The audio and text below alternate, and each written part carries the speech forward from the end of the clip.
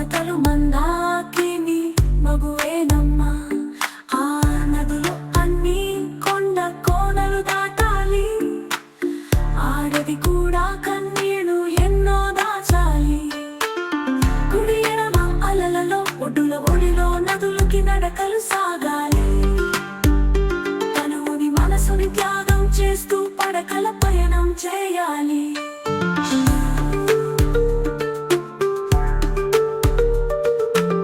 కృష్ణమ్మకు గోదావరికి తోడు ఎవరు?